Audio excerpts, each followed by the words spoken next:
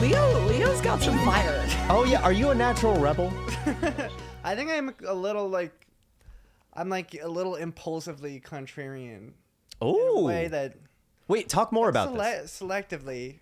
I don't know. I see everyone enjoying something, and I start getting freaked out. And then I find I try and justify it. Maybe of just like, well, there's got to be something wrong with this, and I'm gonna be the guy that figures out what it is. So you're a hater. Well, no, but it's a flip flop too, because if everyone around me doesn't like something, I'm kind of like, well, come on, there's got to be something, right? You gotta like something about it. Come on. What am I just gonna say? The same shit that they're saying? No one's even listened to me.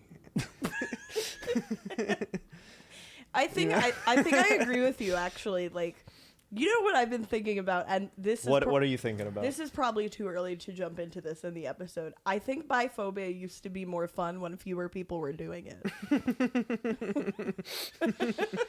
It's way too early to jump in. Way too early. You're talking about biophobia like the real estate market before everyone else moved in. Everyone moved to biphobia. I think Made this neighborhood uninhabitable. I think the most, like, I was just telling Lucas about how I moved to Oregon, and I think it's, growing up in New York City, it's like I had to pick the one thing you can't do here, which is walk around, go on a hike. That had to be my deal breaker. Yeah. Yeah. It's like a contrarian life choice. Oh yeah, I see. So you're like you grow up in New York, you live in New York. I grew up in the one place in America where almost anything you enjoy, you can get here. Yeah, So except I had to like the one thing. Yeah. yeah, you had to like nature. Do you think you are, by the way, before I ask my question, welcome to Two Nosy Meerkats. Welcome to Two Nosy Meerkats. Thank you for joining us. Would you like to introduce our guest? Yes, we've got a lovely guest. He is one of my best friends. He's a musician, a gardener, a comedian, and my old summer camp coworker. Give it up for Leo Frampton, everyone. Leo Frampton. Yay. I'm so excited to be here. I'm so excited to have you here as well. I love that you didn't lean into the biphobia also. You started talking about Would you hiking. like to? Well, I actually felt bad for changing the subject. And I felt bad. I didn't listen to what you were saying enough to be able to respond to it well.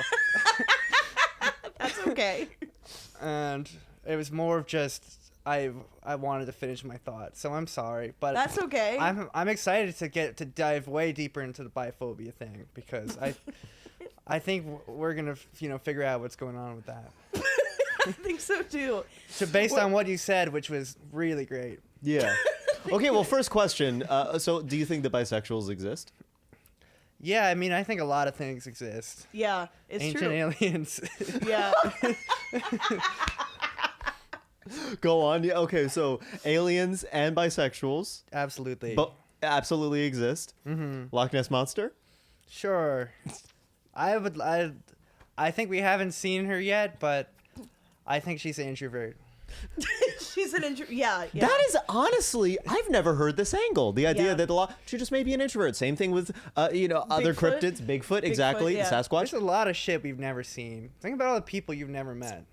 There's a lot of people. Most people I haven't met. Yeah. But I believe they're there. Totally. That's why I might be the opposite of a skeptic. I believe most things could probably be true because I don't fucking know anything. That's no, Gabby. What are you talking about? You know a lot of stuff. But I don't. I know that I know nothing. Okay. And Okay. No, come on. No, no, you know I some know stuff. you. You know a lot of stuff. You were just telling me showing me the grandpa song. Oh yeah, I showed Leo and Lucas a song earlier on YouTube called "I Am My Own Grandpa." It's a beautiful diatribe. And it's one of the many things Gabby knows. So It's true. She's hating on herself right now, and I'm not going to stand for it. Yeah, you need to own your shit. I'm just saying it's not you guys are being very sweet. It's actually not self-deprecating. There's truly so much I don't know. There's so much we all don't know. That's why I like looking at the stars. I like looking at stars and being like, I don't know what's happening up there. Okay, but the stars, You think the stars are mid? I think astrology's real, but stars are not. They're not real. You're a star denier. Yes. They're fake. Yeah. Star phobia. Yeah. You're star phobic. I would be really scared of one if I was hurtling toward it at the speed of light. Hurtling you're- toward a star, I would not. That would be a horrible day. That's Glad a you're horrible. not a meteor. I like the sun at a distance. Yeah. I true. like it where it is right now. I'm not Yeah. gonna. You're talking about it exactly the way racists talk about being tolerant. I like it from afar. Yeah. I like them where Don't- they are, but don't come in my Don't neighborhood. shove it in my face. Yeah. That's kind of true about you, and that goes back to the Oregon thing. You like the sun at a distance. You don't like when it's pounding down on you. Right. Exactly. Although, well, I'm not supposed to. The people in Oregon have told me not to tell anyone in New York good things about it because What else are they saying? they just, I think. All right. Here's the thing about Oregon. It hasn't been New Jersey yet. Yeah, well, that's good. Exactly. And then maybe if the secret gets out, it gets New Jersey'd. Yeah. So for Wait, talk about New Jersey as a verb. New Jersey, right? You look across the river and you see just endless suffering. And you also have to drive through. If you want to go to upstate New York, you have to drive through Paramus. Yeah. Yes, you have to Paramus. drive through New And Jersey. you have to go through this horrible road where it have all these horrible businesses on it. Where if you wanted to actually turn off the road to get to one of them, you would probably get hit by a car immediately. And it's just the most insulting thing. If you want to there's beautiful nature in New York, but if you want to get to it, you have to drive through New Jersey. You have to be punished. Yeah. They make you feel bad for trying to live New York City. That's what New Jersey is there for. It's if you try and leave, you have to go through it usually. And Yeah. I thought it was there to remind us. Also, about my the cousins Hitchhi- live there, which What the that's what live there? fucked up. Sorry, say that again. Your my cousins? my cousins live there too. Oh, and that's Are they okay? they're great. Yeah, and I heard they're a little. wonderful to visit. I heard another intention in your voice when you said that they're great. I Like, heard you were. No. They are great. I love my Okay, I love my okay. cousins. Leo's. I'm not supposed to say this, but Leo is actually cousins with Tony Soprano. Oh my god. Yeah. Leo, your cousin. So I didn't know Tony was Jewish. Tony is Jewish. Well, yeah. he's Italian, which Is allowed. That's okay. is another kind of Jew. It's like you can be Sephardic Jew, you can be Italian. Yes. Yeah, Those yeah. are the three kinds. It's Ashkenazi, Sephardic, and Italian. Yeah, that's true. No, let me just say this on the podcast. I love my cousins. They're my friends. And I cousins actually are hung cool. out, I I bet hung your out with cousins- one the other day. Really? He's walking dogs. Oh my Yeah. god, so progressive. That's crazy. That's incredible. You hung out with your Italian cousin. New Jersey cousins. She told me about Indie Sleaze, the original Indie Sleaze. What is the Oh. original indie sleeve? Because you're a musician. Oh yeah. I mean, I was Forgot. You I remember, right? I was a kid for the original Indie Sleaze. What is Andy Sleaze? Talk about it. Indie Sleaze was a time in Brooklyn. Again, I wasn't participating, but it was a time in New York where people kind of dressed the way I'm dressed right now. Yeah. This is not how I'm normally dressed. My clothes are way closer to being completely tattered into shreds. This is like Yeah. but this is Indie Sleaze. I would say was- you look too put together. Yeah. I know. I feel a little like an alien now. But just, use your... If anyone's watching the video, you can just imagine, a guy where you're like, is he really going through something rough right now? Or is he just, making a statement? That's Yeah. that's normally the outfit. Okay, but Indie Sleaze, people dressed in suits and ties. The Strokes were like the first Indie Sleaze band. Oh. LCD sound system. Yes. I don't know. It was about like being cool and like New York does this thing where they'll have movements where you be cool by being cool in like a obvious way, like like you have a lot of money. Yeah. And that's the alternative thing. The alternative way to be cool is also the mainstream way to be cool. It's like you look like you have a lot of money. It's so weird. I don't get it. Yeah, But I do get the sound of indie sleaze because I like LCD sound system. right. No, that guy just figured out how Wait, to that's be, a guy? Yeah. LCD Sound System is one guy. Oh yeah, I think there's James Murphy. Yeah, but he has a band. Yeah, Oh, but what are they okay. even doing? Such a good point. There's lacking. Right? He You has can a swap sound any of them system. He out. doesn't need a Yeah, band. he's Right. LCD, and then the band is sound system. Our sound system. So LCD isn't here right now. Our boss is LCD. LCD sounds. When I first heard of it, I just thought it was something you could buy. Yeah, it sounds like something you get at Radio Shack. Right, Yeah. totally. Best Buy or Yeah. But do you know that song that's like okay, I'm doing a really Hey, poor yeah. job. Yeah. I know it. I'm yeah. sure you know that song. It's like it's called Dance Yourself Clean. I definitely don't know. That's Yeah. their hit song. and if you look up on YouTube, you can actually see a video in 2012 of Muppets singing it on the streets of Soho. So Whoa. Really? I recommend that. Yeah, They did LCD sound system. they covered it. Yeah, and then the people are out on the street and they're all smiling. It's nice. That sounds lovely. And if you haven't heard of Indie Sleaze, the original, just check out that video. That's what it was like. Okay. The Muppets always It was all Muppets. they come in. They, Take our jobs. They take our jobs. They steal our Are they doing You guys- are they doing transgender surgeries They're to doing our transgender to our illegal surgeries to aliens in illegal prison? aliens in prison? Oh yeah, Leo and I once the debate ended, we called each other and talked about it for like an hour. Oh my God! What can I please? I would love to get your takes. I would love to get your take on the Kamala v. Donnie. Oh debate. yeah, I think it's funny because, well, I was saying to Gabby, it was a good night for Schadenfreude because I'm just Trump. It's the third Trump election. It's like we've seen him do debates and run for president. We've been watching this for so long, and I'm kind of scared of Kamala. I think she gets this kind of joy in her eyes when she's being mean to someone. Yeah. Which really freaks me out. But Trump is a good target for it. His feelings are really getting hurt. Yeah. I felt like I was seeing genuine pain inflicted on this guy. Did you want to give him a hug? No, I thought it was really cool.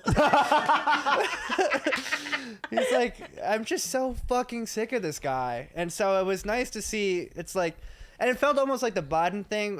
When watching Biden up there, it was like, how did they let this happen on TV Yeah. to him? Yeah, that was rough. That was a rough watch. And it felt the same way for me with Trump with this. I was like, they just let this happen? He's just, it was a beatdown. he's really she's hurting him. And he's just flipping out. And I think Kamala was never someone, people might forget, she went viral for being mean to people we all hated, like in Congress, grilling people, doing the prosecutor thing. I think that's really what she does. It's what she's known for. I don't think anyone was ever like a strong follower of her political philosophy. Yeah. True. She went kind of viral for really like firing directly at people in these hearings. And so Very true, but Trump is someone who, if nothing else, is just a guy who went viral for the things he said and not for his policies. So in that way, are they not a perfect matchup? yeah, it's true. I thought their chemistry was crazy. I think things are really going well in America. Yeah, me too. I think we've got the most perfect version of everything. Yeah, I don't want to change a thing. Yeah. Yeah. Who could complain? Really, what would you have to complain about? No, nothing. Nothing. I mean, I will say, We've got the two most perfect possible people running for president. And it's how it is every year, but especially this year. Yeah. yeah, when I was Best in the possible. UK, I did like America. Because I was in the UK, I was like, ugh, I wish I had a salad. It's hard to find one over there. It It's is. not Yeah. I know easy. that. Yeah. And can I tell you, when we found one, it was like a godsend. We went to the Hard Rock Cafe. It was at the Hard Rock Cafe. It was a good salad, though. It was so good. I Yeah, had got a salmon chicken in mind. Caesar. It was beautiful. It was a super beautiful good. salmon Yeah. salad. That's funny because those people over there in the European cities, they talk all the time about us eating garbage in America. Yeah, Yeah. that's the UK Brexited. So that's why they're not European anymore. So that's Oh, why. true. No. Oh my God. Sorry, I just don't know how this stuff works. It is a lot to take in. It's a lot to keep track of. I struggle with it. Totally. And I have family that live there. And they tell me things. I'm like, I have no idea who that guy is. Kia Starmer. Oh God, no! It's best to just focus on the America stuff. Yes. Yeah. I try to. America first is sort of my motto. Yeah. I even went. My last band I was in. We played a show in Toronto once, and they were after the show. Someone went up to us and she was like, "Wow, I can't believe you guys are so skinny because you're from America. Americans eat so unhealthily." Wait, really? Yeah, yeah. Oh my God. So when we drove from Buffalo to Toronto, remember I was talking about New Jersey-fied? Yeah. Yeah. We were driving through New Jersey, Canada. Yeah. This fucking Tim Hortons. It was just one after another. Tim Hortons and Wendy's. It's just. Yeah. It's like it's the same thing. It's exactly the same thing. Like, and even they in Toronto, they think they're so much better than us. That's Tim so Hortons weird is because so good though. I've never been to, but like Toronto, they're so close to America. They're so close. Yeah. Literally just a quick drive, right? Yeah. Just a quick drive. You're in America. So like they must see more Americans than you. Right. I mean, if you look at where the population centers of Canada is mostly Toronto. True. Let's be honest. Just in that like little bit, like Toronto, Montreal, and like then in that area. And then it's grizzly bears and tundra and winds blowing through the empty valleys. Yeah. That's 99.9% of Canada. You're describing a rugged life. You're a rugged guy. Do you think you would fare well in the tundra? No. I don't I don't think any no. I think there's not a lot of food or sunlight. I think that many people have for thousands of years lived in the tundra, and they're not my direct descendants. Yeah. Yeah. I think Well, I'm very what's- far removed with What's You're very not that guy. interesting. What's very interesting though is that the indigenous people in the tundra, I think they eat a lot of like it might be beluga and apparently like some sort of like porpoise that their fat has tons of vitamin C. So actually they do get all of their nutrients, but it's from very unconventional Those sources. are fatty animals, like Yeah. like moo dang. Moodang, the sweetest little baby You hippo. seen Are you a Moodang? fan of Moodang? Oh no, I don't know. Is that your friend? Yeah. Yeah. Okay. She's so our friend. Yeah. I'll show you. Moo dang is a popular Twitter hippo. Okay. Yeah, a baby hippo who's very She cute. lives in A the zoo. Bronx? Yeah, she lives in. She's Dominican.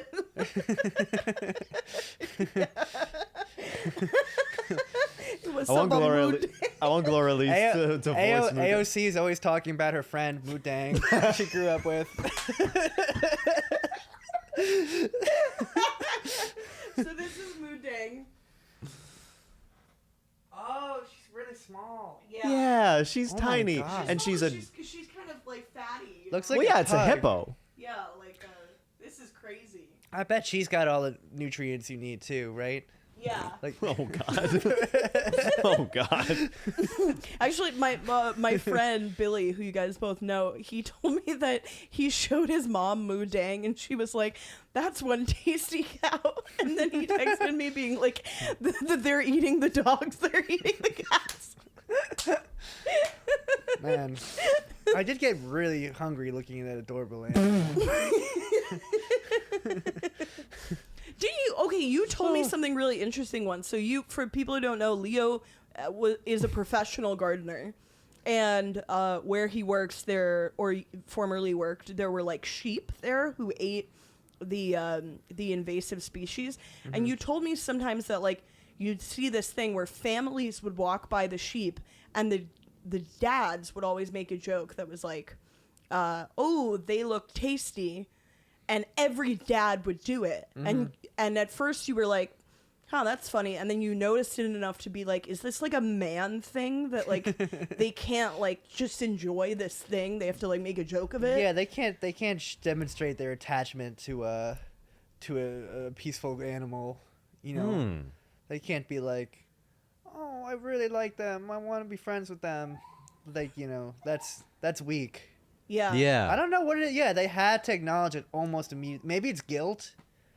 Maybe they think about all the sheep they've eaten and if they they just disassociate from it a little by being like, I ate them.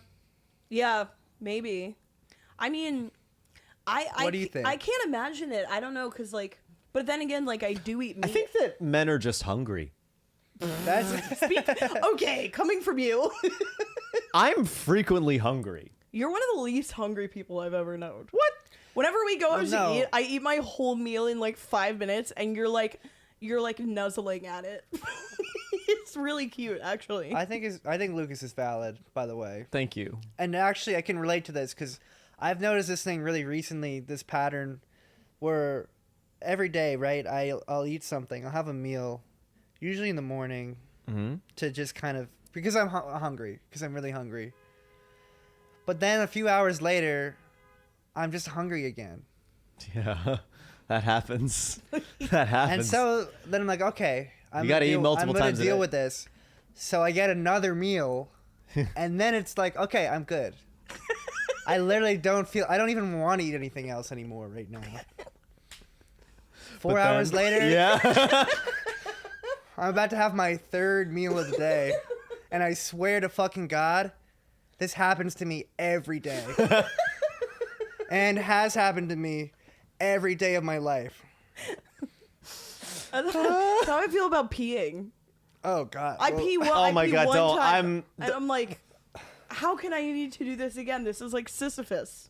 I'm glad you said that because I wasn't gonna say it, but I have the same thing pretty much. It's very similar. You're not gonna believe this. I actually don't. Yeah, I don't go through that. Lucas doesn't pee. No. Only poop. I wouldn't.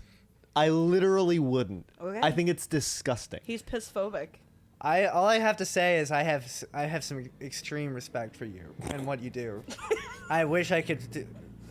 I just can't even imagine that, but I think it's cool. Can I tell you, you can, but it takes a lot of work. But let me tell you, it's worth it. Okay. All right. Well, I know my New Year's resolution coming up.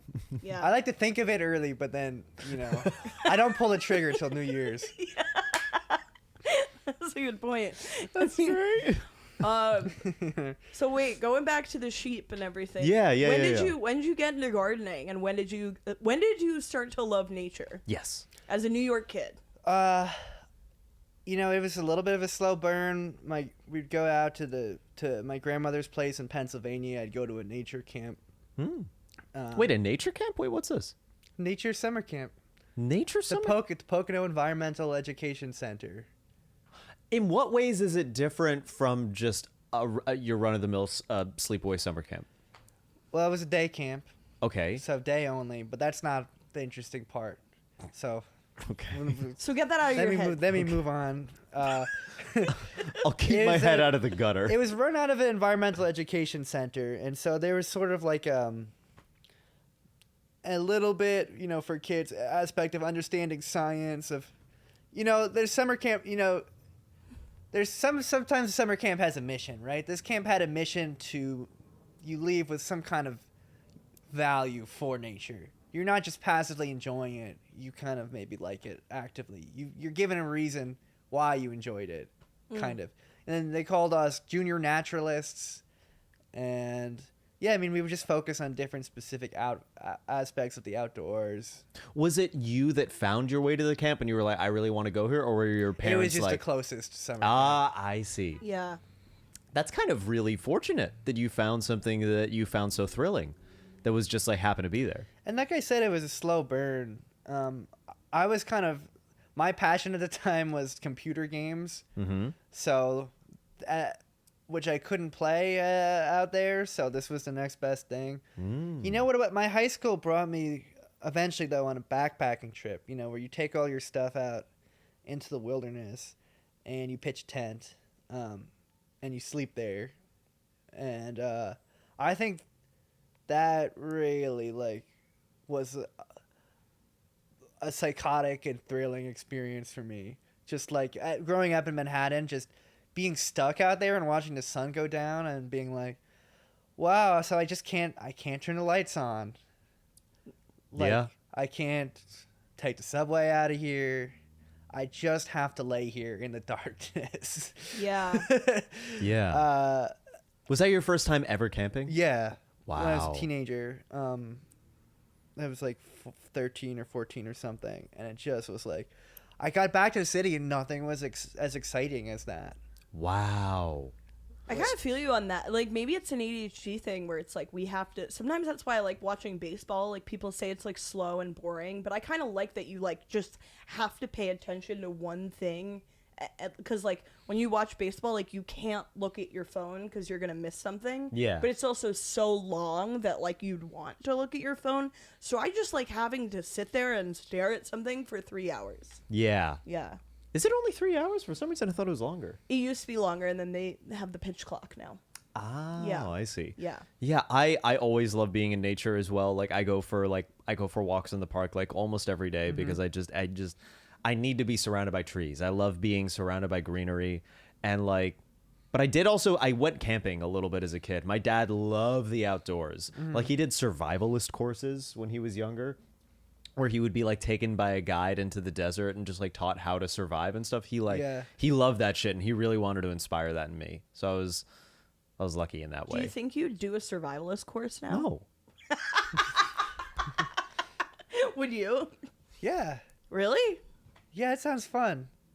Especially if I don't have to pay for it. Someone wants to... I think my dad Internet, paid for it. Here's my challenge to you is sponsor my survival course. Yeah. Ah. Because if not, I'm going to die because I'm going to end up out there. So really it's life or death. You either sponsor my survival course or you're never going to see me on a podcast again. See me on a podcast. I said see me on a podcast. Yeah, you can say that. Because there's a camera here. Yeah, there is a camera. You're not going to hear me on one either. Or if they could Unless, only hear you. unless it's the AI voice. Oh, yeah. Oh, that shit scares me. I know. AI You don't like deepfakes. it? My mom on her 70th birthday showed me and my sister like someone created an AI video of Dolly Parton singing her happy birthday. And she was like, "Isn't this cute?" I wanted to die. Yeah. It was so hearing You Dolly didn't like Parton's- Dolly wishing you a happy birthday? Hearing Dolly Parton say my mom's name was like I was like, but she's not saying, like, I couldn't get over it. I was like, Well, hi there, Brenda. don't dox Happy her. birthday. You doxed her, but it's fine. She wants to come on. Is this true? Yeah, Oh, should I not say her name? it's fine. I thought we've said her name prior. We've probably said her name before. It's fine. Yeah, hold on. Okay. It's 29 okay. minutes in, Everyone okay. can find her. She's a Okay. public figure. No, yeah, she's I an can- elder states. She's Michelle Obama. She's an elder stateswoman. Your mom is Michelle Obama? Yeah, I'm the third Obama girl. Wow. Gabby Obama. In the same way that the Jenners are Kardashians. Different dads, but like Right. grandfathered in. Yes. I am literally their siblings, but I have a different mom and dad. Yeah. Yeah. Wait, do you think that the like Kendall and what's the other one's name? Kylie. Kylie. I was about to say Katie. I was Yeah. like, I know it's a kid, but like, do you think they ever met Robert Kardashian? I don't think so. Because like imagine like your family business is like the name of a guy you never met. I would feel very weird. Oh, yeah. You know? Do you have any thoughts on the Kardashians? These are your friends you're talking about? Yeah, these are my friends. Yeah. Yeah, we're really Family friends. they're family friends. We all went to LaGuardia High School together. Yeah. Yeah, Caitlyn, she went there. Yeah, Caitlyn, Kendall, Jenner, yeah. Kylie, they all went there. The Kardashians, I just want everyone to be happy. And I don't know them. You know, I know everybody in this world. They got, not personally. I know, but one thing about everyone in this world is they all have their things that were, you know, their blessings and their challenges. And, you know, maybe you're famous just for having money. And that maybe is a blessing, but maybe it's a challenge too. So, you know, I know they wouldn't be making the show if there weren't still problems going on with them. So what I'm hoping is that at some point everything is okay and they have peace and then they don't have to make the show anymore.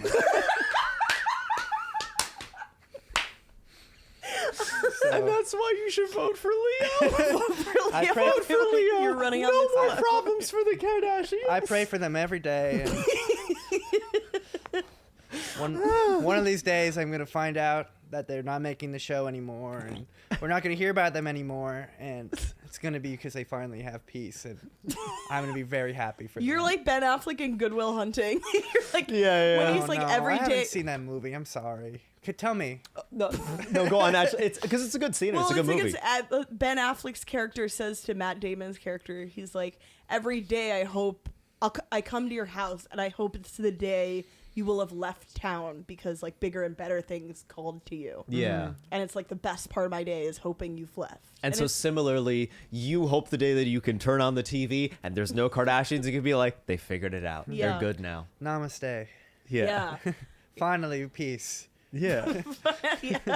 Peace in the kingdom. Finally. Oh my goodness. So, Oh my- so did the Kardashians inspire your artistry at all, or? Right. Well, they're, our brothers and sisters in the human race. Yeah. And Yeah. I'm inspired by all of our brothers and sisters in the human race. That's so in That's that beautiful. way, yes, their struggle is just one of the many things that, inspires me to try and figure out this puzzle, on Earth that we're all trying to solve. Wait, who else was a similar inspiration to you? What of our brothers and sisters in this life? Who inspired you growing up? What are your like musical and or comedic influences?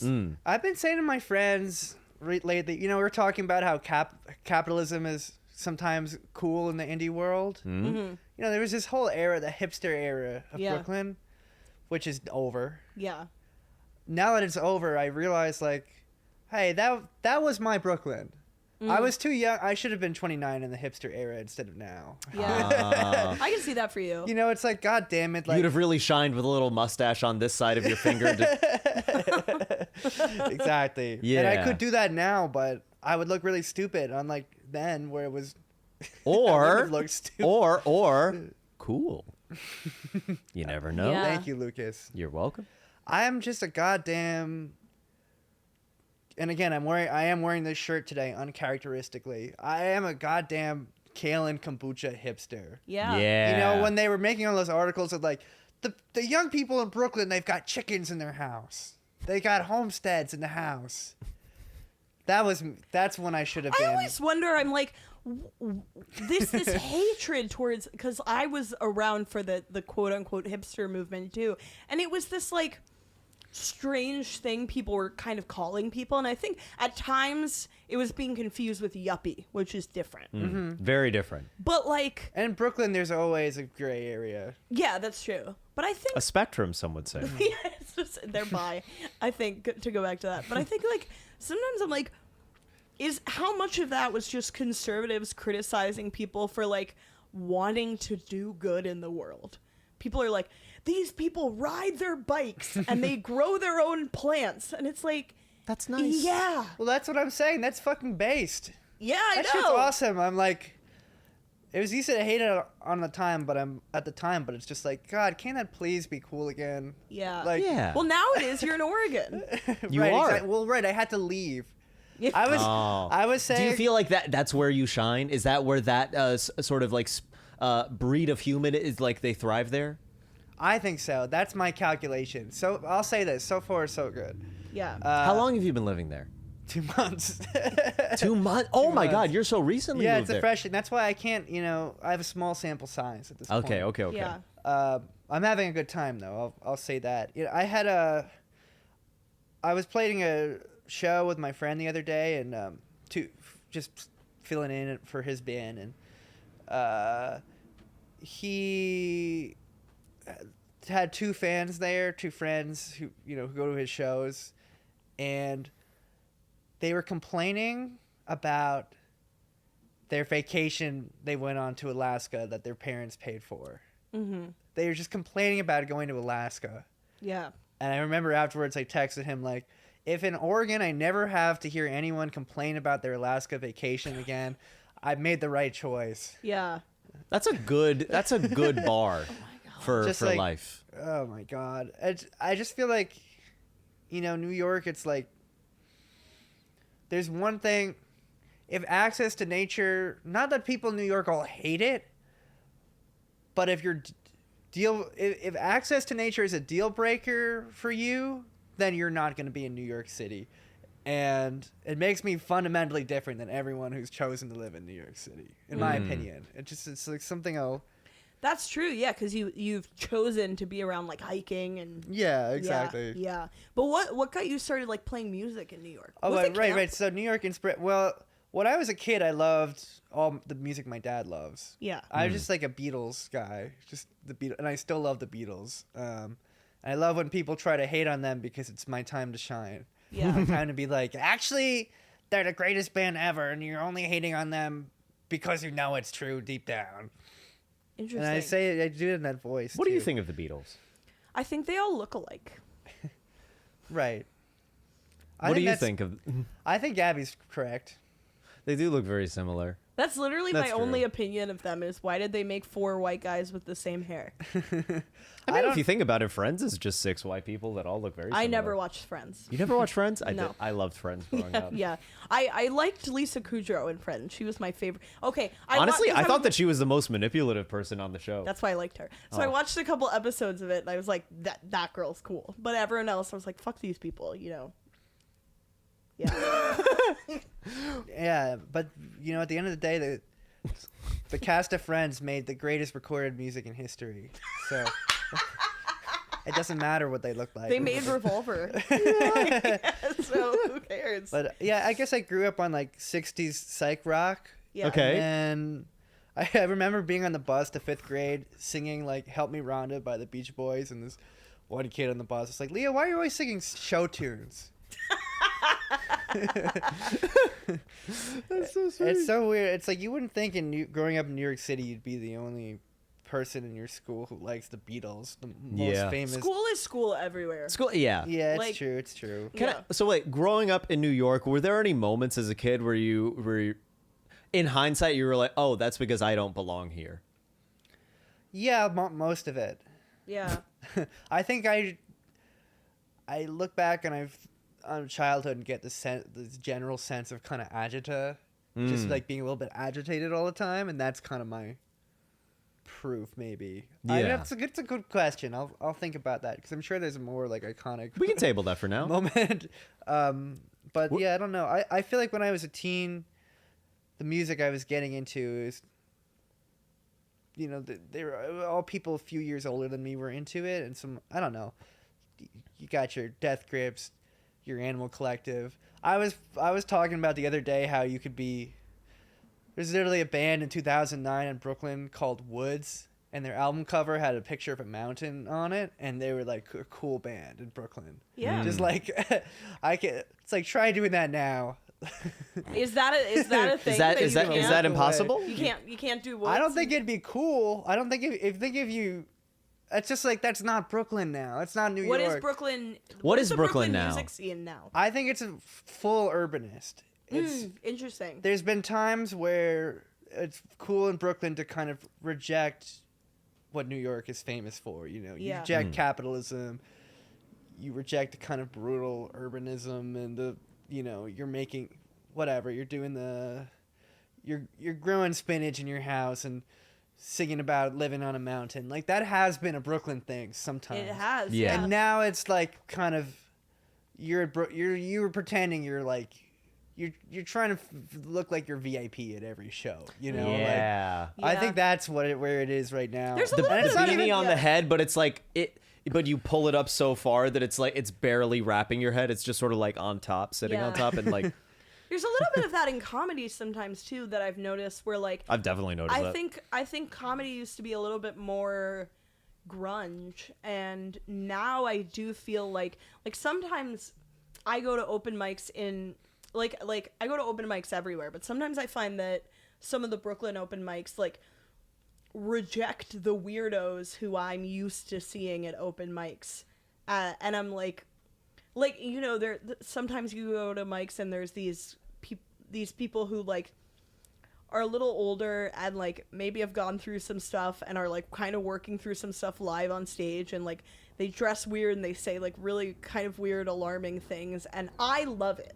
To me, that's comedy. Yeah. To me, seeing these people talk about God knows what and like their 5 divorces and Totally. like the 8 times they like almost went to jail and like Sometimes you watch a divorce bud there. they're wearing like a Viking hat or whatever. Like that to me is comedy, but sometimes you go to a Brooklyn open mic and it's all these like gorgeous 20-somethings, and then that guy will get off stage, someone will be like, okay, well that was weird, and it feels so Yeah, it's cruel. like the bit is just so. I'm 6'4", and I went on 5 Hinge dates yesterday. Yeah. There's a little there's a little bit of that, but then I love that he knows my material. yeah. That is how'd you steal Lucas's set? So, I work in investment.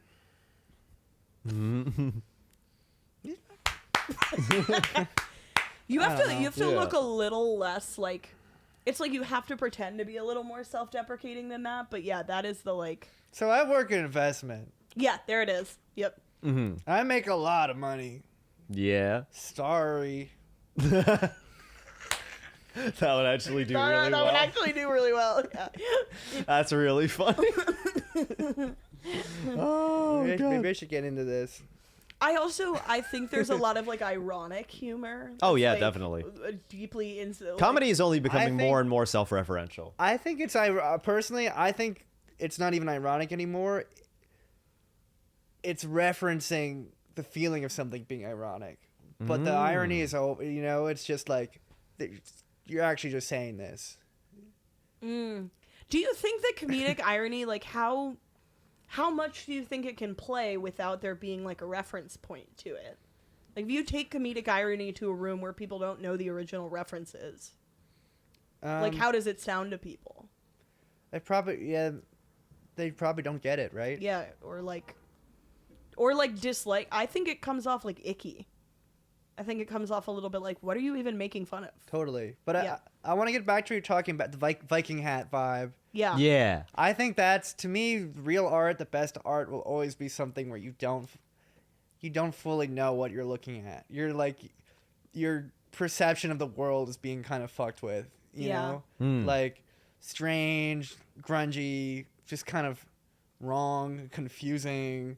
I think an art scene is at its strongest when it provides a place for people who kind of don't make sense anywhere else. Yeah. And Can when I- a scene is not for that kind of person, it's not really for me, and I also am not particularly excited about it. Although I do, I've got some friends now who I think are making great stuff in the current context of music in New York and all these things. Yeah. But Yeah. I think there are exceptions. I actually had like a joke when I was just starting out where I would say like, comedy is weird because you'll go into a basement with a bunch of people that look like school shooters and go, oh, this is going to be a great night. At least that's how it should be. Yeah, Yeah. exactly. This is going to be a great night. Yeah, that's so fun because you were the first person to show me like Tim and Eric. Right. I don't know if you know that. Oh, Yeah. wow. I see that 100%. Yeah. That's beautiful. And Nathan Fielder and all those people that I later came to like love and admire. Yeah, Yeah. that's good stuff, you know? Yeah. That's So you guys started doing like, you guys met in summer camp, right? Yeah. Yeah. But it wasn't the environmental summer camp. No, it No. wasn't. It was an arts camp. And Leo and I, we wrote sketches together for kids. Ah, that's We awesome. wrote some bangers. I was Yeah, we very, did. very happy with some of the things we wrote. Yeah. There was Do you remember any? There was the existential questions one. Oh yeah, existential questions was good. Yeah. Summer camp, if you're rating for kids at summer camp, you've got to like use to your advantage just these like tiny little people delivering these lines. Like we had kids on stage dressed as all these different jobs, like a construction worker, and they were just talking about just how cruel the universe is. But like, Oh, and they loved it. Because they were little like weird arts kids who definitely That's didn't fit awesome. in anywhere else. They'd come to this camp and be like, oh, and the questions would get more insane with time. Like it would start out with just like, how many stars are there? And then it would be like, how's my cousin Gorbel doing in hospice care? yeah, it was like, a little girl with a lisp, just like, Like what? Why do I wake up sad every day?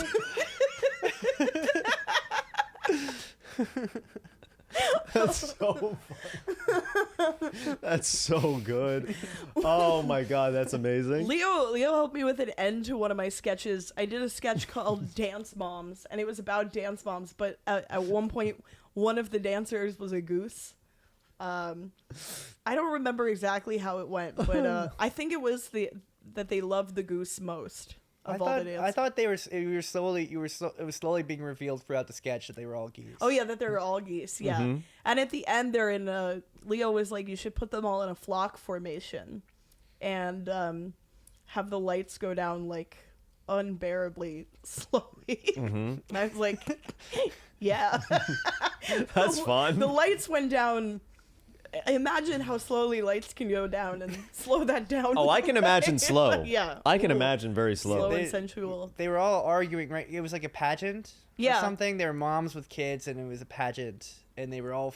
I ended with them all fighting, and then the lights started going down during this argument, and one by one, they would one of them would stop arguing and get into the flock. Start flapping. It's like some kind of like really like moody like dreamlike music playing. It's funny because it was a summer camp, so Yeah, you could just do. We were really inspired by like one of our camp counselors was Griffin Newman, who is a comedian and later went on and podcaster. to podcaster. Yeah, he does Blank Check. He would be so proud to see us right now. Oh, you're on a podcast. That's what he does. We're doing what he does. But he wrote a sketch where it was like a sleepover sketch, and it was a normal sleepover sketch, right? Just like nothing crazy about it, just normal sketch. And then the lights go down a little bit, but the actors are still speaking. And they're children, right? They're like 14 or whatever. And one of them goes, I'm scared. I think, it was a sleepover at the end of the world. Oh, okay. Oh, that's a great idea. That's a great premise. But it was like a goofy sketch, and then at the end, the kids just start talking earnestly about how they're scared the world's gonna end. And it was like kind of beautiful, but also really funny because it was like so good, so dark out of nowhere. I feel like that was really inspiring. I was like, that is so punk rock. Like this guy just wrote like, be honest, you know. What I've always thought is difficult about comedy as an art form is that the expectation of humor when comedy inherently you get people by surprising them. So if everyone expects you to be funny, it's just so much more pressure. And so to me then therefore one of the funniest things you can do in comedy is depict something that kind of isn't like a comedy, or you're trying to get people to understand why it's funny because they came to a comedy show, that kind of thing. Yeah. I think you're hitting on the essence of what makes something actually funny and what doesn't, because like I think like my dad told me when I was a kid that like the reason why something is funny is because the world is crazy, but you are within it just like a regular person, and you are treating it very, very seriously. And if you're like winking to the crowd or like smiling like, hey, it's like it's not, that ruins it. Right. And that the funniest thing possible is someone treating something crazy but seriously, or someone taking something too seriously that is like, you know? Yeah. I think, yeah. And I think also sometimes, like, with how self-referential comedy has become, like, being honest is just, like, a refreshing choice. Right. Like, Yeah. Which is why I loved you being- talking about the Kardashians like that, just so earnestly. It was so That's good. one of the things I love most about Leo. You're just very honest. Yep. Again, perfect. Basically perfect guy right here. I would say so. And you can just take my word. Don't look deeper. What's the worst thing you've ever done? Oh, let me think about that. That's a great question. The worst thing I've ever done. I don't know. I didn't used to do my homework in school. That's pretty bad. That's awful. That's fucked up. And I've been late to a lot of stuff. Yeah. If you added up all the time that people waited for me to show up somewhere, Yeah. it's a lot of wasted time. It's basically a crime against humanity that I've done. But That's like awful. in the context of like the other people you hang out with, I feel like you tend to be pretty early. Yeah, well, Are you around a lot of I'm people that are making up- even later? I'm making up for my debt, basically. Yeah. I'm friends with a lot of people who show up later than me. Artsy types. I'm familiar. Yeah. What's weird is But- that I've become a late person. I used to be so on time. I was like one of the most rigidly on time person, and in recent years, I've become someone who arrives late. I think at this point, 15 minutes late to a social event just like is fine because if you're the kind of person who like really pushes social punctuality, like you look insane at this point. No, but the thing is, like, it was a huge thing for me. I always felt it innately. My mom is the same way. My granddad, like everyone in our family, like we were all. That was the thing. Like we talked about like how weirdly on time we all felt we needed to be. Well, now this is how you get to express yourself. You're your own person now. Yeah. You know, you've come of age, and you can be you can be late. It's That's a your good thing. point. It's your thing now. Yeah. It's not their thing. It's true. It's very, very true. This is a part of my new identity that I'm creating for myself. Exactly. That actually is true. All of those social rigidities we learn from our families, like all of the things that we learn, like our manners, are not like we later learn they're not necessarily true. Yeah. Yeah. Is there a way you feel like you're particularly different from your parents? Yeah. Well, they're still in Manhattan.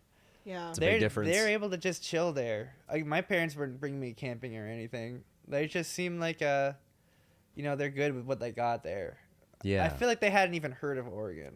I know they had, but it was just kind of like, I'm sending them pictures, and they're like, "Wow, that's really cool. That's an Oregon looks like that." It's like, when I told you I was moving there, did you think of Google image searching Oregon? Yeah. You know, Well, like, check, it's been there this whole your entire lives. You should have known about Oregon longer than I've known about it. wait, can you talk about the town you moved to, their description? Oh yeah, this is so good. So I moved to Eugene, Oregon, and if you go to their Wikipedia page, I found their in their history that in like 2006 or something, the city council made their slogan the greatest city for the they made it the greatest city for the arts and the outdoors. And then a few years later, because of outrage from the people of Eugene, they changed it from the greatest city for the arts and the outdoors to a great city for the arts and the outdoors. Lucas, there So was the- outrage. The town complained. They were like, "We can't say this. We Well- can't call ourselves the greatest city for the Well- arts and outdoors." Well, that's just ridiculous. It's just like people in Eugene just like, well, I don't know if we're the greatest city for the arts and the outdoors.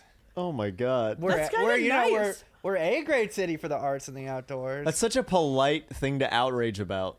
It's kind of nice that they won't lie. Like, that is one thing different than New York. Everywhere in New York, every raise in New York Everyone calls is itself the boasting. original. Everyone is faking it till they make it here. Yeah. And they're making it. Although that's not just a New York thing. When I was on the road trip, I went to I can't remember what it was, somewhere in Arizona, I think, and they had a sign that said, there was like a place we drove by that had a sign that said voted best breakfast, but it didn't say best breakfast of what. It didn't say what kind of best breakfast. It just said, and it didn't say who the voters were. right, which is important. All of that's important. All of that context One is so person important. can vote at best breakfast. I think that's what happened. It would take a lot to vote against that. Yeah. Can we pause? This is ridiculous. This is crazy. I really, really want to finish my bagel. Okay. I think I thought of a couple embarrassing Gabby things that I. No, please say Oh that. my God, I'm so excited. But I already forgot. We are back. And they were in No. the heat of the moment, and then I was like, "No, I shouldn't say that. I don't You know should if say that's it. Cool. Well, we'll see. Oh Well, my God. I want to be clear here. Gabby's one of my closest friends. We've been I have her location. I watched her. I saw how far away she was from the podcast when I actually got here before she did. You're a great friend. I love that you're like Leo and Gabby. I mean, that's a close friendship. I mean, I track her every day. Every day I see where she is, and I text her whether or not I approve of it. That's what I awesome. like in a best friend. Someone very controlling. Right. Ooh, and I domineering. have a question to lead the conversation, which is, what is the biggest shift you've noticed in Gabby over the years that you've known her? Oh, I'm curious about this Whoa, too. that's such a good question. Oh my god, the Ooh. biggest shift in Gabby. I have an earnest answer to this. Give me the earnest answer. I think Gabby you've become more zen about people. Whoa. I feel like the people who used to really frustrate you, you used to get more upset about them. Now I think you go with the flow a little more. That's absolutely right. Remember your boss at summer camp? Wait, tell me about your boss. Wait, I gotta know. Well, okay. Well, that was fucked up. So, I worked at the summer camp when I was 18. My boss was a 28-year-old Portland, Okay. Oregon comedian. I should say that this was justified. Okay. Great intro. But Great intro. there was a point where you almost every day we hung out, you would vent to me about this boss who wasn't our boss anymore. Okay, what happened? What Now I happened? think What if the happened? same if you were you would be over it faster now. I think I'd be over it way faster. So, she was like a full 10 years older than me, and she was like by her account, professional comedian. She is a professional comedian. I shouldn't be mean, but I was 18, so I was like having fun with my friends, and I was a counselor, but Leo was a counselor in training, even though he was like a year younger than me, so the age difference was not that severe. But there was like a power thing where it's like I technically like had more power, and you're definitely not supposed to like talk to the CITs about the other counselors. But this boss, who was 28, I just want to say that, one day came up to Leo and said, "What do you think of Gabby?" And Leo was like, "I think she's really great. She's my friend." And this boss says, "Really? Well, I think she's a little inside jokey." Which, like, implies that I was having too much fun with my friends, I think. Okay. So that was the first red flag. The second... It's a summer camp. Yeah. Everything's an inside joke. We're inside of a little summer camp, you know? Like, we're Yeah. like as much of a bubble. Anyway. That's it. And then the second thing was she didn't like the creative direction that the sketch show for children went in. The ideas were great.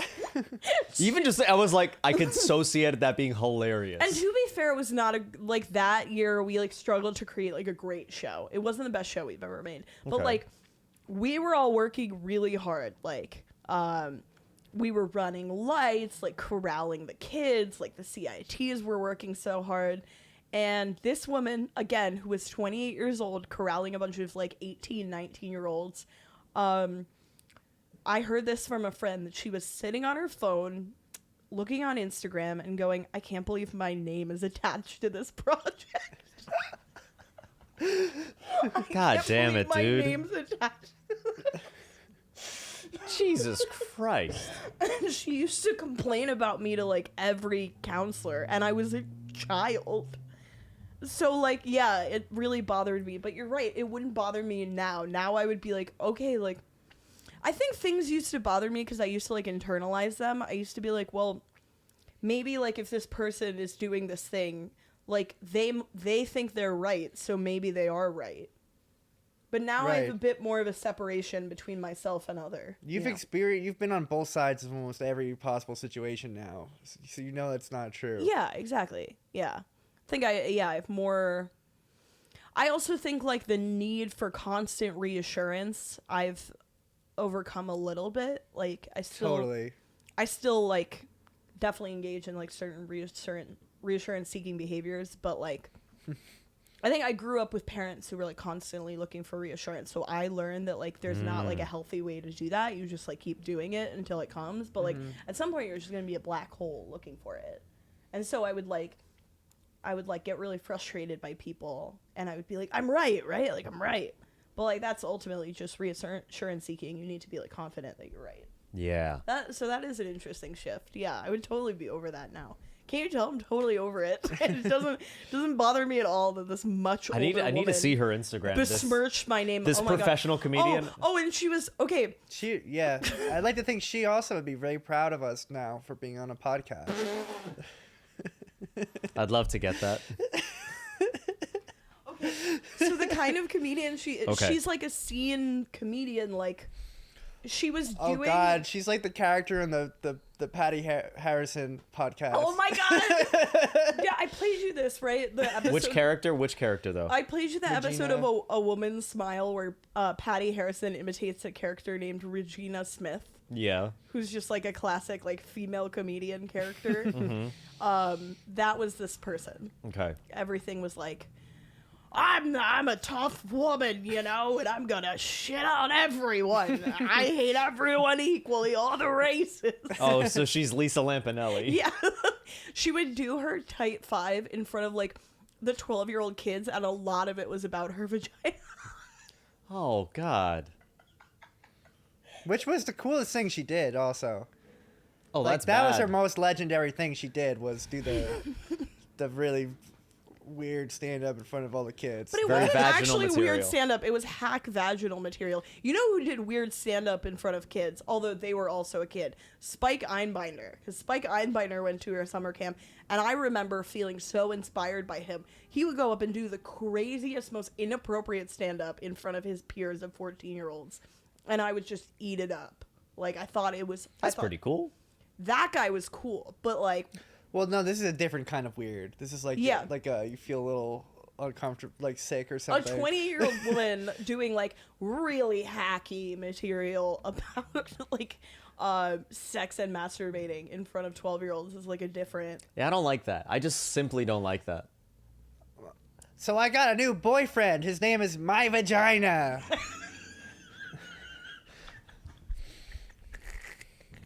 All right, that's good. So I've been dating. I met this guy.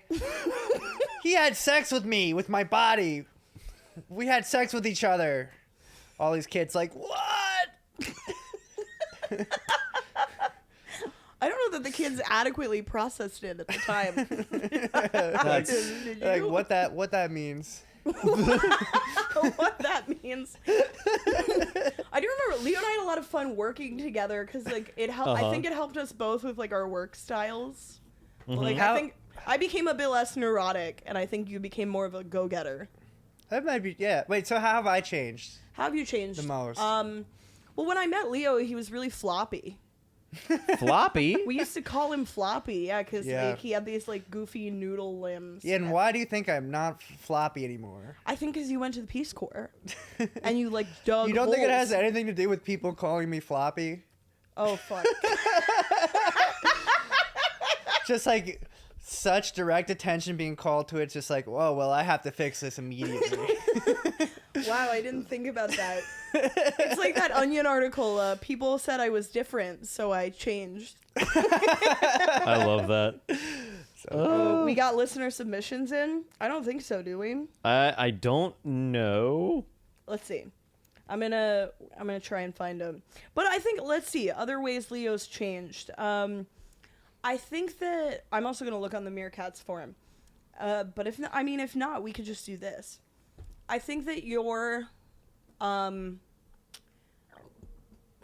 I explain it? Like, you're definitely more socially confident than before. I feel like you know yourself a little bit better, and you also don't internalize things as much as you used to. Like, if someone really frustrates you, you can still maintain a conversation with them.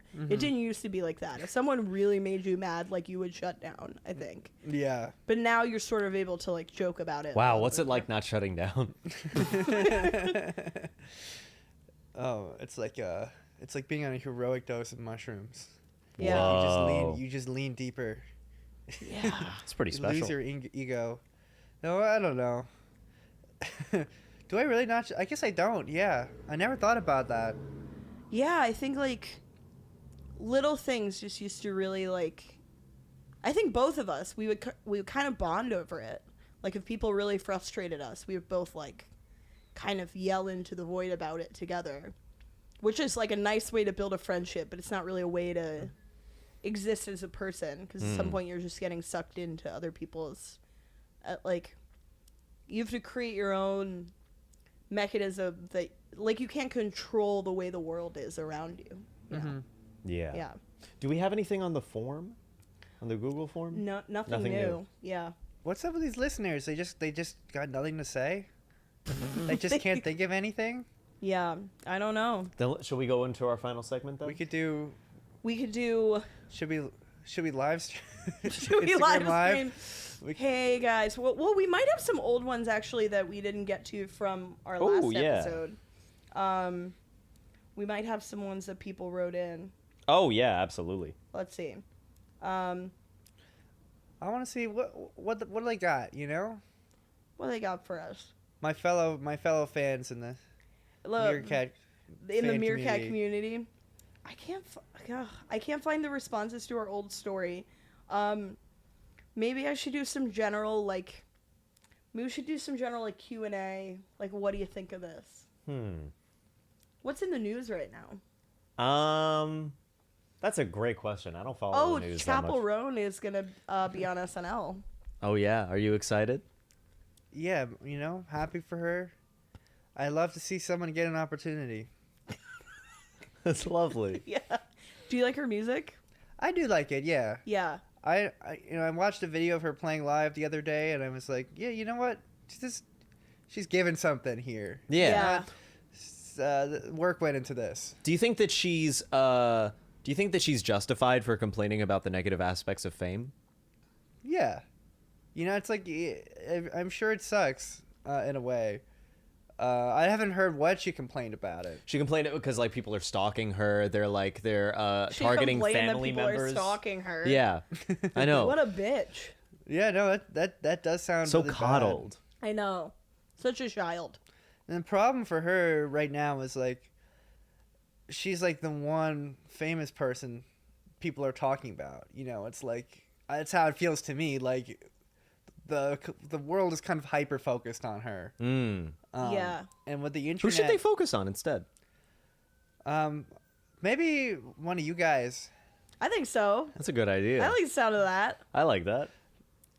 I mean, yeah, I think it's a good. But if it's not us, who should people focus on Oh, who should people focus on? instead of Chapel Roan? Oh my God.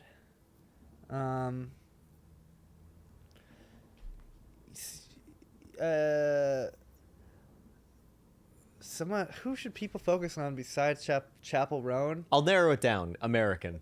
American ethnicity, yeah. Yeah. Unless you think of someone else. Yeah. And it's not. It can't be either of you guys. Can't be either of us. Why not? Because that was my answer. I'm so mean right now. You You're guys saying are no, cool. but you're not saying yes and. You're not yes anding. You guys are cool. You ask a bunch of nice questions. Yeah. You live in New York. That's interesting. Yeah. You're from New inherently. York. That's interesting. Very Yeah. true. Why Yeah. can't all eyes be on you guys? That's You a know great what I'm question. saying? I think if all eyes were on me, I'd have a really hard time with it. I think I'd have a horrible time with and it. then Yeah. you would complain about it, and then people would get upset about you complaining about it. Yeah, and then the cycle would continue, and I wouldn't be. I Famous wish I anymore. had a trip to Alaska I could complain about. I could do with one. A free trip to Alaska. Have you been to Alaska? I've never been. I would love to go to Alaska. I bet you That would. sounds dope. It sounds incredible. Yeah, I want to go to like the cities in Alaska though. I think I might be the opposite of you. I think I'm really into urbanism. What other cities are there besides Juneau? in Alaska? Anchorage. Anchorage. Oh yes, of Anchorage. I course. want to go to Anchorage. Ketchikan. Yeah. Go catch a what? Ketchikan. Oh no, I can't. Well, you better let her go. You better let her People, go. maybe Eric Adams. I think everyone should pay attention to that guy right now. Oh, he discovered garbage bins. Do you know about this? No. So the new thing is like the rats are running more rampant than ever in New York City. They have to the point where they hired a rat czar to like take care of it. And Eric Adams was like, "Well, we can't have this anymore, and this is happening because the rats are eating the garbage that's on the ground. So we're gonna start putting garbage in bins." And so he like rolled out a bin and was like, "This thing's amazing." I kind of like Yeah. the way I hate that guy, but I like the way that every time he discovers something everyone's known about, he acts like a child looking at a dinosaur fossil. Yeah. He's like, oh my god, who could have thought of this? Yeah, and he always acts like he's the first person to think of it. Yeah. Like drugs in your child's backpack. He was the first guy to think of that. It's true. He is like, it's like he's got this like ego death or something. He's just like constantly rediscovering everything. You met Eric Adams. I did. And that was talk about that. This is my impression too of when I met him was the same kind of thing you're talking about, because this is with the 5 sheep on Governor's Island that I was in charge of. Yeah.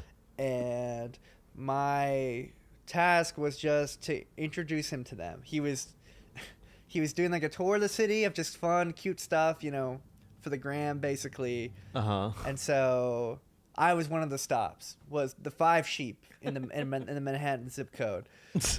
And so this was not a press event. They did the live stream and then just took a couple photos of Eric and I in front of the sheep. He asked me about 15 minutes of off-the-record questions about these animals. Can you share?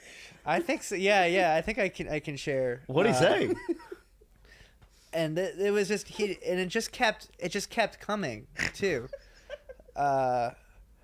And again, no one was recording it, so I really feel they were all genuine questions. What did he ask?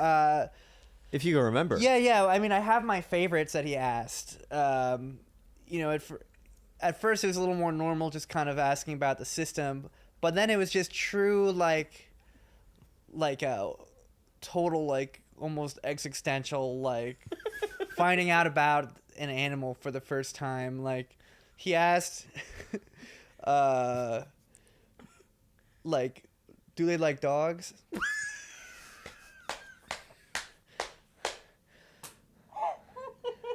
Do they?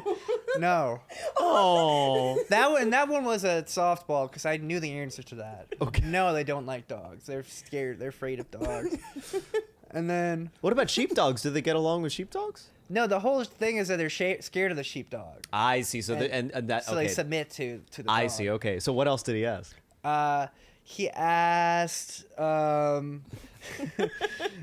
he asked if there was like an alpha male sheep. Okay.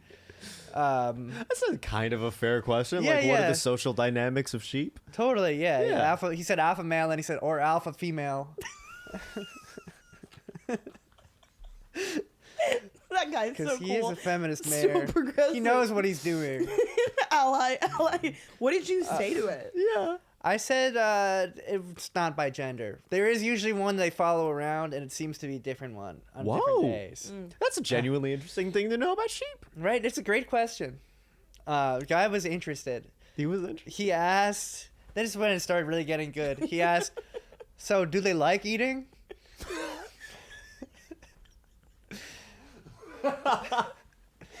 And keep in mind, they were eating in front of us.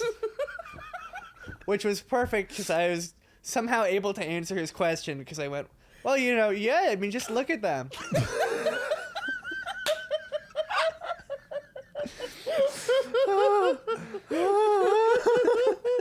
It's so good. And then finally he asked the question, right? Because the whole idea, I rotate them. They graze on the plants that we have. It's It's almost like a lawnmower. We rotate them. They run out of food. And then we rotate them to where it's grown somewhere else. So we Yes. move them around.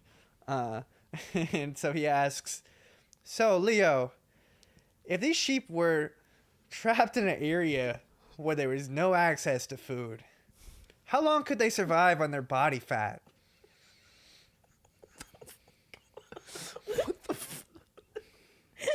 And I think about that question every night. The mayor of a gigantic city wants to know, you know, what happens in this starvation scenario. What did you say? I said it's my job to make sure I never know the answer to that question.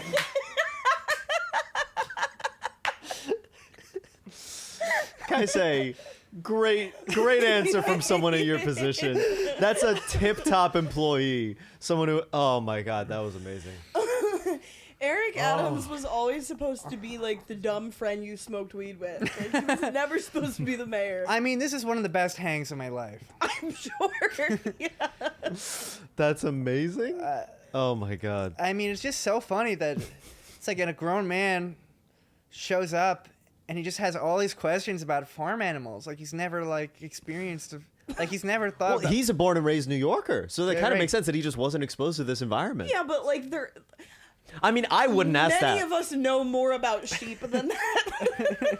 What do I you just- know about sheep? Genuine it's- question. it's What do you just- know? I know that they can't survive without food. That's true. I do know that as And well. that they like eating. I truly I think, know that as well. I truly think no other human being on Earth would have thought of those questions. He's special. He's really special. I think even if he wasn't the mayor, if I had that hang out with someone, I would have been like, that was a very eccentric person. Yeah. That was a weird guy. Yeah. He is a weird dude. But then you think about it, he's mayor of New York City is like being the president of a small nation state. Yes. You know, this is its own universe here. Like that's one of the most powerful men on earth that asks me those questions. Do you know what's insane is that it's that kind of brain you need to see in the art scene. Yes. Yeah. He I should would- be that doing is- stand-up. I wish he was just a comedian. Yeah. That's where he should be. Yeah. Yeah. Him and Trump both. Oh, totally, yeah. Trump is hilarious. Yeah. Yeah. That is the biggest tragedy. But is he's that lost it. He's not funny anymore. No, he he's used not. to be funnier, I think. I was no, but they're eating the dogs. That was that was pretty. a great bit. I'm sorry. He had some great pops. He did have some good pops. He said about Kamala, he said your positions keep changing. I was gonna send you a MAGA hat. That was pretty Yeah, I good. laughed out loud at that. And he also said, I didn't know that she was black, which is fine. And that's okay. That was another great one. That was also I, so good. I love that. It's like, we were going to send her a hat. I almost sent her a hat. You should have sent her a hat. Oh my I God. was saying to Leo on the phone after the debate, I was like, I feel like the pure sexism and vitriol that Trump once had towards Hillary is gone now. He doesn't have that Hillary was a good opponent for him.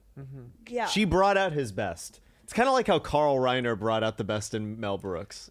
Oh yeah. There's Carl and Mel. Yes, Oh, I genuinely think that. I think yeah. that Hillary is the perfect straight man for Trump to bounce off of. I Yeah. think that. Yeah. Yeah. Hillary though, I think couldn't do what Eric Adams does. No one can ask those No kinds of one questions. Yeah. can do what Eric Yeah. Adams does. Yeah. Absolutely not. Yeah. He should have a podcast. Let's get him on the pod. I would actually love to have him. We'll have him I on. think it'd be so interesting. But should we go into our final segment? Our final segment. Okay. Yes. You've been Take a it- great guest, Leo. Leo, now we want you to tell us. This is called Self-Perception Corner. I want you to say how you think other people perceive you. And that can be friends, that can be strangers, anyone you want. And then we'll say how Wow. we perceive you. Okay. How we actually perceive you. Okay. All right. I think. Well, I'll say this. I'm trying to use some empirical evidence. I have won a Space Cadet Superlative Award in one context and come in second place in a different context. So Space Cadet is something people have thought about me, which, again, I think that's too vague, but I think, yeah. So I think people... I never think of myself as being as spacing out. I'm not spacing out. I'm doing some shit in here. Okay, that's not space. I'm packing it in. From my perspective. But I think people are like, oh yeah, that guy's just kind of taking a really long time to finish a sentence. Mm. So spacey. People say spacey. Again, empirical evidence here. Yeah. Maybe it should be less empirical. I think people think that I'm a little bit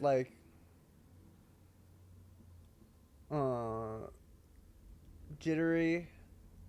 I think I have kind of a nervous energy but also maybe a confidence. It's sort of a spectrum. You're seeing a little bit of both at once. Yeah. I think sometimes I freak the Oregon people out. I think I get kind of, I'll just kind of exclaim things out loud. I don't know. Does any of this make sense? Yeah. How does one talk about how they think they're perceived? I think you're doing a I think pretty you good did a good job. Yeah. Yeah. Yeah. Shall I? I'll go first. Yeah. Which is that I think I've definitely seen you before, but I've definitely never spoken to you before. And I dig your vibe, man. I think that you are an honest soul. I think that you are very kind. I see kindness in you. I don't see you ever being spiteful. I don't see spitefulness in your soul. I think that you are hilarious. I think that I don't see spaciness. I see you processing and figuring out the right way to express something. All right, let's fucking go, Lucas. Yeah. Because That's what's up. I'm someone that needs time to figure out the right words, and I often don't find them. Yeah. Yeah. You've seen it happen. You've seen it happen many a time. I think we've Oh, all. I don't blame. I'm sure you find them. Yeah. No, but I just I dig your energy, man. I fucking dig it. Yeah. Leo Frampton. What can I say about Leo Frampton? I think when we first met, I mean, we were so young back then. I think I didn't know what to think of you. I remember you came up to me outside of the clown show and were like, that was really funny. I was like, who the fuck was that guy? I mean, I've just always like been so taken with like your honesty and your way of seeing the world, and you just like really come at things in a very like you come at things from an angle that comforts me. Aww. I find you to be a comforting presence. That's so nice. Yeah. Can I admit something here? Yeah. Yeah. You know, in public, I have felt spite before. Yeah. I'm sorry. What have you felt spite? What have you spoke? Oh, I feel like I get annoyed about people in the music scene. Yeah. I'm like, well, what? So people like you and they don't like me? Yeah. Is that? And you think that that's how it should be? But I think spite is different because I think people act on spite. I think if you feel spite, you sort of let No, that yourself makes you get human. resentful. Yeah. It's about how you express it. That is what I don't see you Yeah. ever is- planning like yeah. elaborate revenge because you just be like, ugh, I'm tired. You're not like No. me. I'm very vengeful. I don't Lucas plan. plans I'm elaborate venge- revenge. I don't- I'm vengeful. I don't plot. I don't plan. I simply call the cops on them. At the concert, I say, you know, this guy just stole my guitar. If you get here right now, before he loads it into the van, you know, that's my guitar. Mhm. Yeah. You know? What if they just do something more interpersonal? Do you still call the cops? Yeah. Good. Well, Yeah. it's not. They didn't actually steal my guitar. I just know they're about to walk into the van with a guitar, so I'm framing them perfectly. Okay. Because you play a show, then you have to load your gear into the car. Yeah, yeah, yeah. So it's just like, oh, this guy, he's wearing whatever. He's about to put the guitar into the van. So just show up right now, and you can get him. yeah. Yeah. So What if he it's doesn't not steal your guitar? What if he just says something kind of off-putting? Well, he didn't steal my guitar. I'm lying to the cops. Oh, That's what I'm trying to say here. They play their set, and then I'm like, this guy is about to load up my guitar into a van. I'm framing them. You're So framing him. It's not elaborate. Yeah. It's not elaborate That use of plan would spite. fall apart. What'd you say? The plan would fall apart. If it was too elaborate? Yeah. Or if it wasn't, the cops would show A up. tree with too many branches will fall over. Well, the cops would show up and be like, "Is that Leo's guitar?" The guy would be like, "No," and then Then they're like, you're under arrest for lying. But a second part of our final segment, so it's really two final segments, is Prophecy Corner. Where do you see, and you can be silly with this, or you can go serious, whatever you feel like, where do you see yourself growing into in, let's say, the next 5 years? Growing into in the next 5 years. Wow. Well, you know, I'm on the cusp of my 30s right now. At 29, Yeah. you know, so it's 34. That's gonna be a vibe. I think I try and I don't know. It depends what kind of crisis I'm having that I have to react to. You know, maybe the whole quarter life thing is gonna be over. You know, maybe it's like I'm 34. This is like I'm going for like husband vibe now. Right now, my vibe is like 22. Yeah. I'm trying to make up for But that's every man. That's like every man is either 22 or 37. Yeah. I think Don't say what I am. I won't. oh shit. But so maybe that'll be my crisis, or maybe it'll be, maybe I'll be like the opposite. Maybe I'll be like on my skibbity whatever, 34. Yeah. Maybe that's this. Maybe 34 is when I really get into the TikTok trends of 2024. In 2028. Yeah. I can see. Now, once the dust settles, maybe I'll be the guy. I know all the memes. Maybe that's I'm standing Chapel Roan. Mm-hmm. I'm telling everyone to check out her music. Maybe that's 5 years from now. It's like she's got a song. She spells out all the letters to it. You gotta listen to it. That's awesome. I've never asked you this before, but like, do you want kids?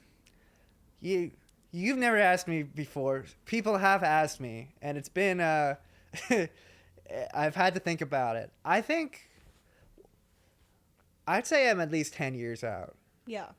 I think I'm not even at the point where I'm thinking about whether I want kids, I think it's more of like, if I want them someday, I'll want them. It's like, I'm not going to plan in advance for wanting them. Oh, man. If that makes sense. Yeah.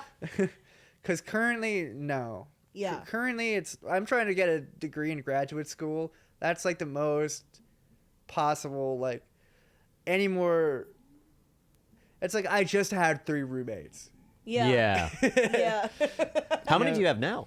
0. Yeah. And I'm paying the same amount of money that I paid here Oh my God. for Wow. living with 3 additional people. That's crazy to me. Do you want kids? Yeah, eventually. But I do don't- eventually as well, yeah. But I don't know, I don't know how or when. I might adopt, but also that's expensive. If you adopt a kid, we can raise it together. How's that? Let's do I'll- it. I That think sounds nice. you'd be great co-parents. We would be great co-parents. That kid would be insane. I don't think that kid would be insane. I think that it would have I think it would be balanced.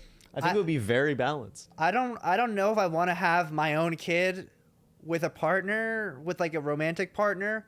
I think I'd rather adopt one with a friend, That sounds nice. I would adopt a kid with you. This is wonderful. All right, so maybe this is 5 years from now. Gabby and I we'll have.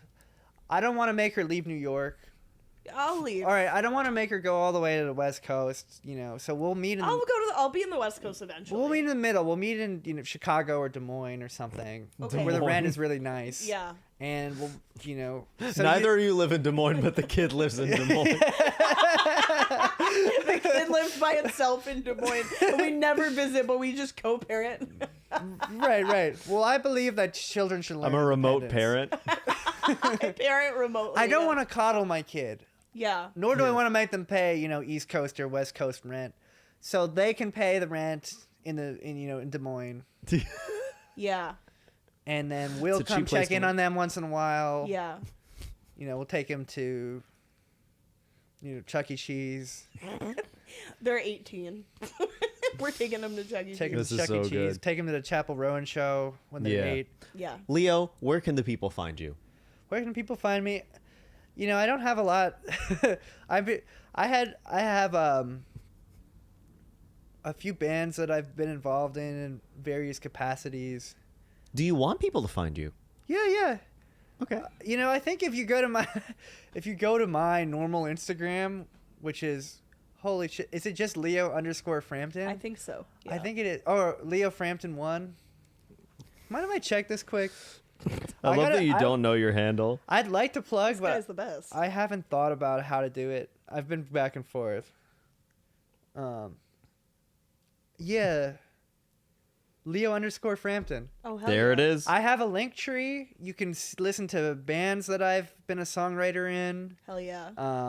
Or yeah, that's what's out. I worked on 2 albums that are available. My band from college, and then a band where my friend and I were both songwriters in it. So you can check those out. I think it's good. It's good music. My profile you can. Sometimes I post gardening stuff, and sometimes I post music stuff. It's I haven't fully figured out what it's there for, but Yeah. you know, here's a humanitarian stance I take though. If I know someone in person and they follow me, I never unfollow. Wow. That's So very good. I consider myself an ethical Instagrammer. That's a very ethical way to If I go don't about want it. to, if I don't want to see your stuff, I just mute you. You'll never even know that I have a problem with you. Wow. You are the least spiteful person I think I've ever seen. When I figure out that someone who I know in person has unfollowed me, I just I'm like, how could you do that to another human being? Yeah. You looked me in the eye and you did that. Yeah. So, as a pro-human person, just know if you follow me on Instagram and I meet you in real life, I'm never gonna unfollow. I might mute you if you really piss me off. But that's for me. It's not for you. I'm not trying to send a message to you. That's for my own. That's for my caring for. I'm looking out for myself. Yeah. By not seeing your material that I wasn't enjoying. That's beautiful. That's wonderful. Guys, come see my bisexual funeral show. Oh, yeah. Lucas is going to be on it. I'm going to be on Wait, it. but are you sure? 7 p.m. Fiction Bar Cafe in Williamsburg, Brooklyn. It's going to be a wild and crazy night. Audrey Black, friend of the pod, is going to be my co-host. That's going to be a lot of fun. Oh, one fun story. You were talking about how, like, you kind of freak the Oregon people out sometimes. One time, so our friend Audrey comes on this pod a lot. She's from Texas. One time she and I were walking down the street and we're like having kind of a normal conversation. And then a car like comes too close to us. I turn around from like the very measured normal conversation I have. I'm like, fuck you, suck my dick, you piece of shit, I hate you. Anyway, so lunch tomorrow. And then Audrey looks at me, she's like, what the fuck just happened? And I was like, no, this is just like, and to me it felt like just something you do. It felt like I wasn't doing anything like that.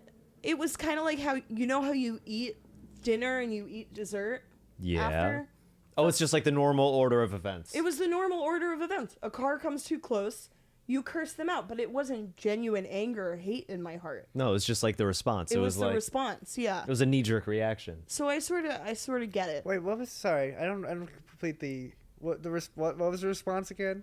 The response was she was confused that I had a sudden burst of rage towards this car that to me felt very normal to have. Right.